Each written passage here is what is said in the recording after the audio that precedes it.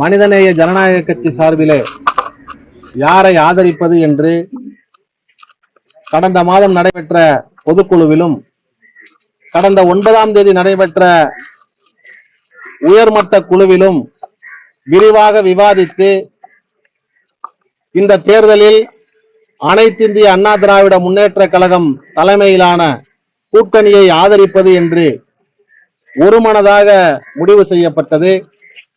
அந்த அடிப்படையில அனைத்திந்திய அண்ணா திராவிட முன்னேற்ற கழகத்தினுடைய பொதுச் செயலாளர் அண்ணன் எடப்பாடியார் அவர்களை சந்தித்து எங்களுடைய ஆதரவை தெரிவிப்பதற்காக நாங்கள் வந்தோம்.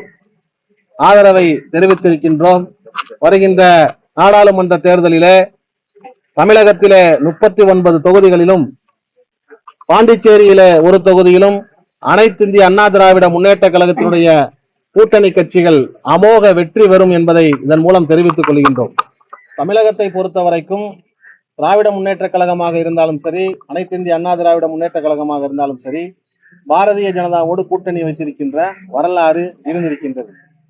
அதை விட்டு வெளியே வந்ததற்கு பின்னால் இப்பொழுதும் சரி, எப்பொழுதும் சரி, இனிமேல் பாரதிய ஜனதாவோடு கூட்டணி இல்லை என்று அண்ணன் எடப்பாடியார் அறிவித்ததற்கு பின்பாக நிச்சயமாக அனைத்து இந்திய அண்ணா திராவிட முன்னேற்ற கழகம் பாசிச எதிர்ப்பு கொள்கையிலே உறுதியாக இருக்கும் என்று மனிதநேய ஜனநாயக கட்சி நம்புகிறது. அதனால்தான் இந்த தேர்தலிலே அந்த கூட்டணிக்கு நாம் ஆதரவை தெரிவித்திருக்கின்றோம். தேர்தலுக்கு பின்பும் ஆதரவு கொடுக்க கூடாதுன்னு ஏதாவது கோரிக்கை நீங்க உங்க சார்பில் வச்சிருக்கீங்க? நிச்சயமாக சொல்லியிருக்கிறோம்.